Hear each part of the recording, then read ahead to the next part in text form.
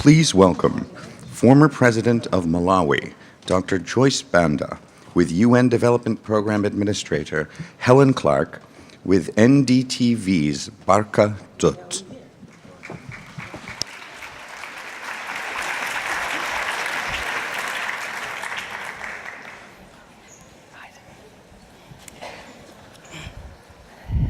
Just requesting people to take their seat at the back so we can start.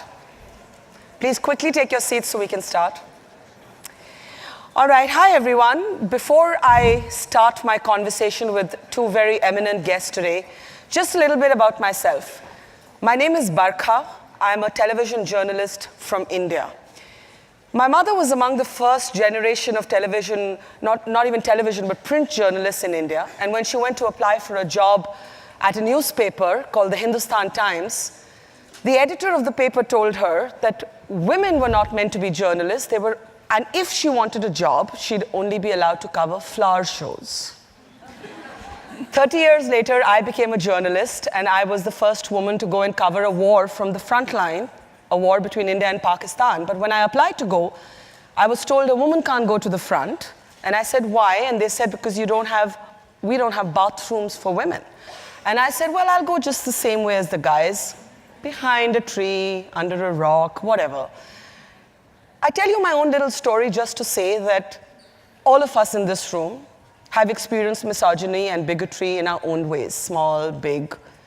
But if there's one thing that my part of the world doesn't understand about this part of the world, because we've seen women leading our part of the world, India, Bangladesh, Sri Lanka, Pakistan, since we were little children. We don't quite get why this great country still doesn't have its first woman president. And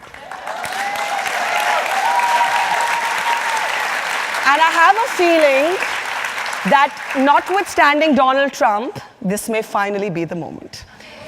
I talk about women in politics because I have before me somebody who has been Prime Minister of New Zealand for 9 years and somebody who has been the first female president of Malawi. And these are women who know what it takes to be a woman in public life. And what I want to hear from both of you today is something that we don't get to read about you on Google, that we don't get to hear in big policy speeches at the UN. We want to know both of you intimately. And I want to start with you, Helen.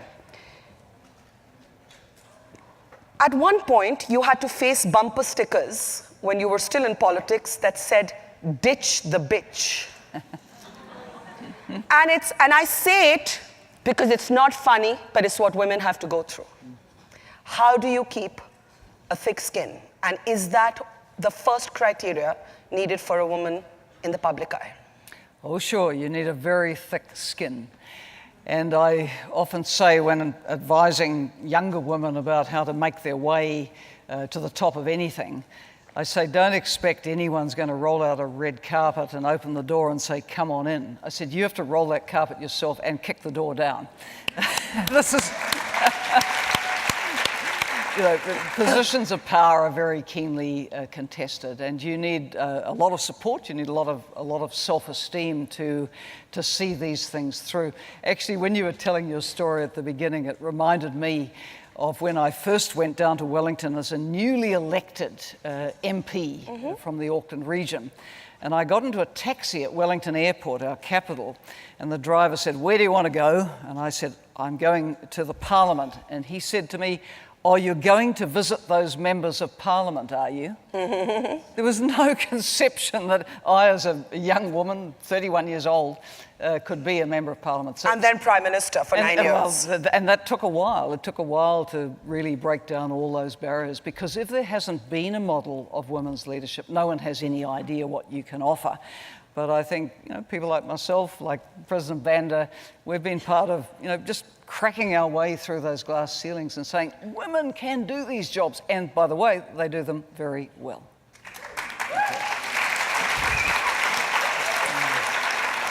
Before we come to your time in politics and as president, you were brave enough to share a personal hardship. You walked out of an abusive marriage.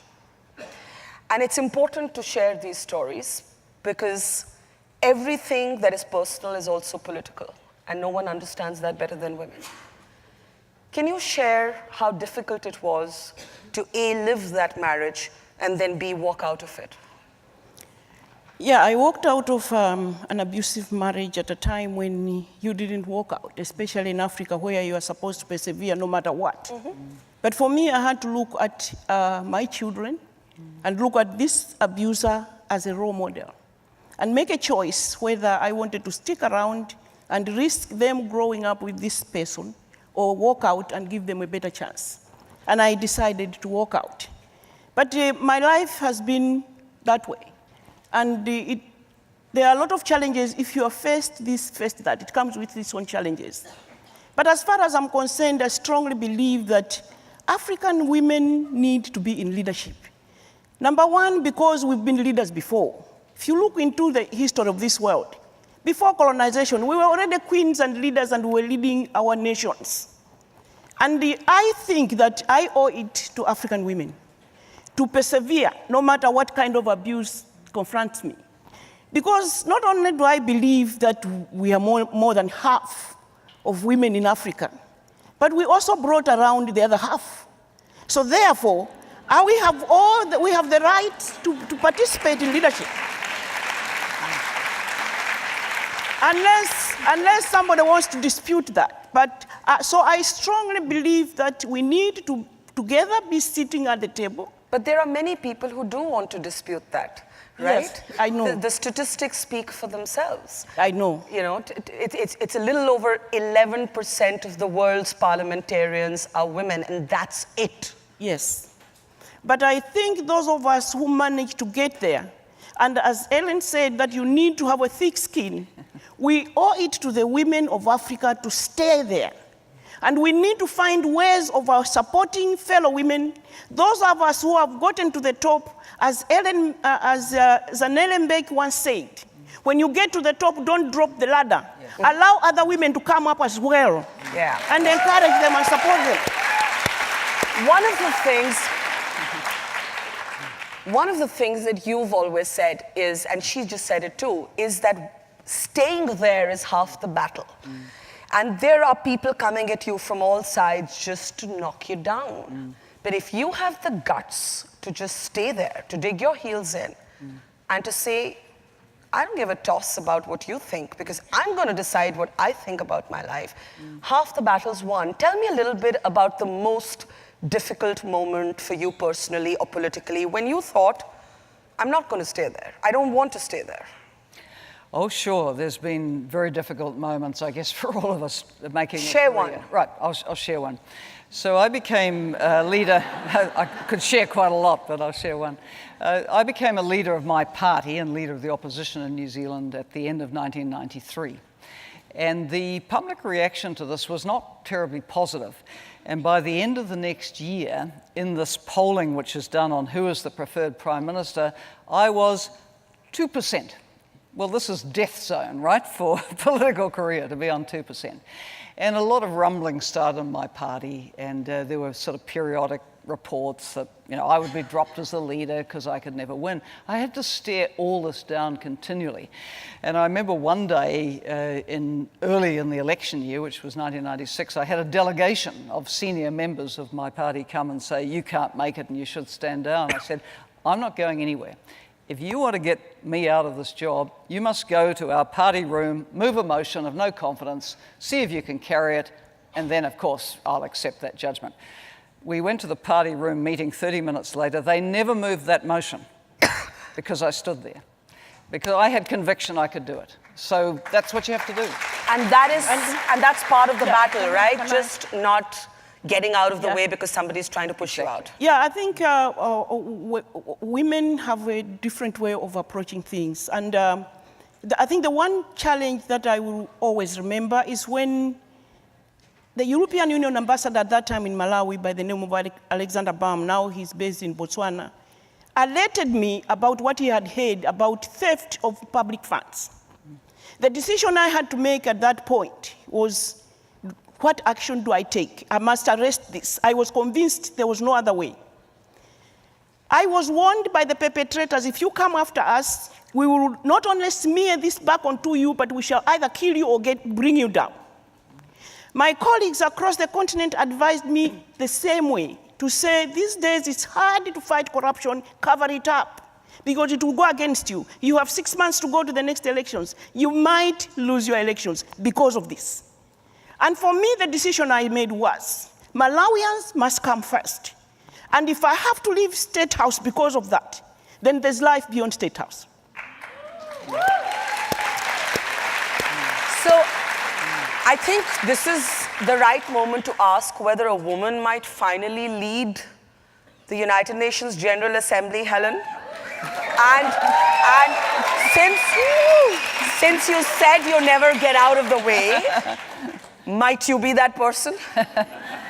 Well, you know, this is a marathon, this process. I announced over 5 months ago. And You had T-shirts that said Auntie Helen. that's right. What was that about?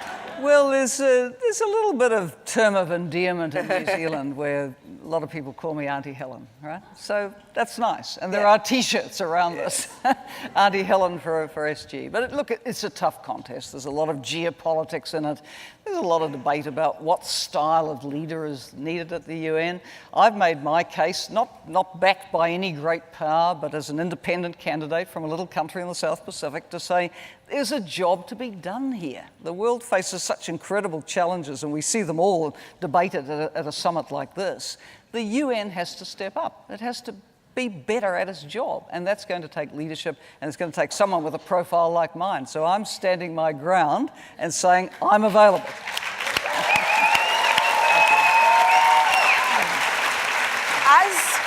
As Prime Minister, you turned down a request to send troops to Iraq.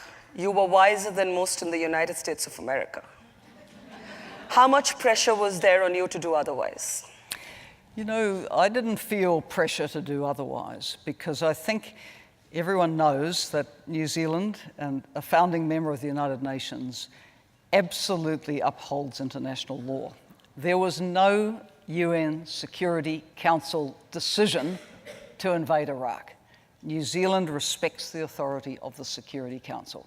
In that situation, there is no way that New Zealand would commit troops. And that was the decision my government adhered very, very strongly to. Support the authority of the Security Council. And you sent engineers to rebuild the country, which is more needed. That's correct. After it was over and the Security Council resolution said, could people help? Yes, we did put in military engineers to go and try to restore electricity and plumbing to schools and health centres in Basra. President Banda, you took on Madonna.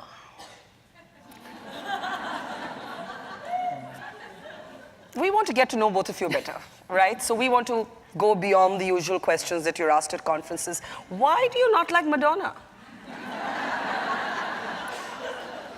No. I like her a lot. So what happened? I like her a lot. What happened? No, I don't think I would feel comfortable to discuss that. But I think for me, it's back to the question of Malawians first. Malawi first. So if you tell me you're going to come and build 10 schools, then I want to see 10 schools. Yeah, fair enough. You also spoke. If I had more time, I would push her on that, but I'm looking at the clock. You spoke up for gay rights before a lot of people in Malawi did. In a conservative society, how difficult was that? Well, it was difficult, but for me, what I feel is that it's wrong for a leader to impose a decision like that on the people. So what I said in Parliament was to ask Malawians to discuss this matter and to make a decision through their representatives on what they want to do. They want to decriminalize, it's up to them. They want to legalize it, it's up to them. That debate, I went into office and I left, and it's still ongoing. But I just felt it was my responsibility to take that matter to the people of Malawi than to sit on it. And that takes courage. Yeah. Tell us a little bit about yourselves, how you got to this point. You grew up on a farm with 3 sisters. Yes. And your mother had to give up her career to bring the four of you up. And you decided pretty early on that you were not going to do that. But perhaps you simultaneously chose also to not be a parent. Do women still find that choice difficult? I always say till there's equality at home and there's equal parenting, there can't be equality at work. Well, I always say I never made the decision to have a family, because actually I have no regrets in my life about the course that it's taken. I had a wonderful childhood on a farm. My parents supported me in everything I ever wanted to do, going to university, which involved some financial sacrifice from them, teaching at the university, going into politics. Even though at the time I went into politics, I went in from a different party from what they were voting for. They totally supported me all the way, no question. My strongest supporter to this day is first my husband, and equal with him, my 94-year-old dad, who follows my movements around the world and texts me about them. So I've had such wonderful family support, and no one could ask for more than that in having the sort of career that I've had, which often involves a lot of people throwing a lot of rubbish at you. So you absolutely have to have your family solid there behind you. Why is it that successful women are made to feel apologetic for ambition? Why is ambition a bad word when it comes to us? I think, allow me to speak like an African woman. Yeah, because I have always said that our approach must be different to this whole question of feminism and getting to the top and staying there. And I think for us, as African women, is to know how to navigate in a patriarchal society that is male-dominated. Otherwise, why do we have to be diplomatic? Why can't we wear ambition on our sleeve like the men can? Then where I come from, then you lose it before you start. So the decision you have to make, do I want to take this route and get to the top and help others to get to the top and build a critical mass up there and take the route that you're taking, or do I want to be shouting here and antagonize the people that need to open the way for me? That is the decision as African women we need to make. So I know that it is debatable, I know that it is difficult, and I know that here is difficult to answer, to accept. But perhaps let me ask this question. Why is it that in 1995, Hillary Clinton said, women's rights are human rights and human rights are women's rights? If you see the documentary that has been made, I'm in that documentary and I said, is she out of her mind? Because at that time, that's how far ahead she was with my thinking. I didn't think in my lifetime I would ever see a time when everybody would accept that women's rights are human rights. Then tell me why Africa overtook America by 12 years and we have not only one president but two. Tell me why. That is the paradox.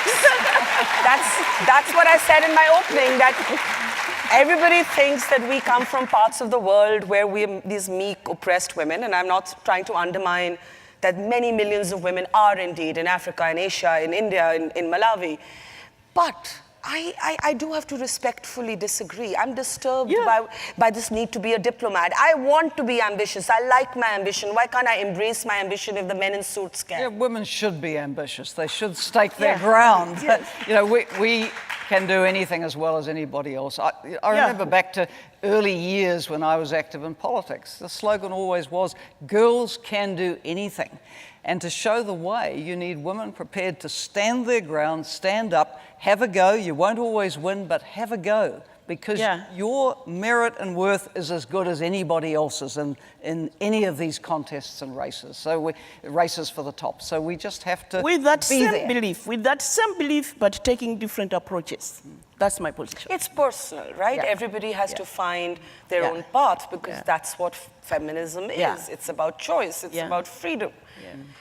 I want you to share, I'm seeing the clock, we have a minute, the toughest personal memory that you carry with you.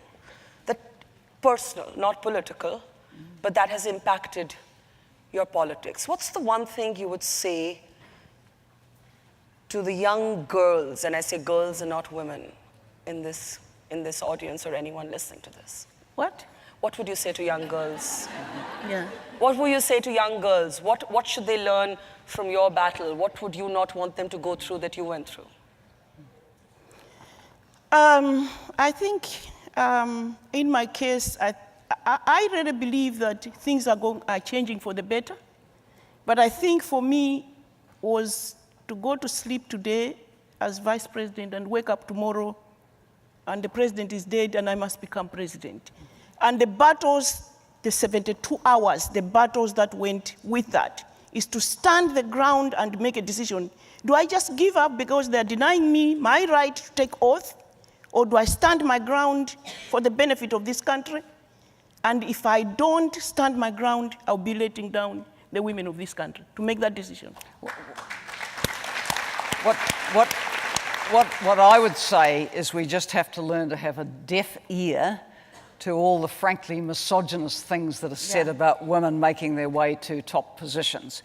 You know, everyone will have a view on how you dress, how you look, what your makeup's like, are your teeth crooked, all of the stuff. Do never you said about smile men. enough? I mean, truly. I'm so tired of hearing that about We're Hillary. so tired of it. So just look straight ahead, put your earplugs in and say, I believe I can do this. So, these are two incredible women, but as I close, you know, you guys know Annie Lennox, right? Yeah. So she had a little story, and I want to put it to test in this room, and she said she would go across the globe, and she would throw this question to audiences, and she'd always be surprised by the answer she got. And she was disappointed with the ifs and buts that continue to follow a very simple question: are you a feminist? So we're going to do the Annie Lennox test here.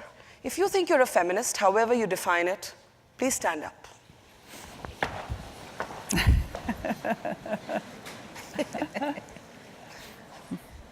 And I am so pleased to say that that is almost, I think it's everybody.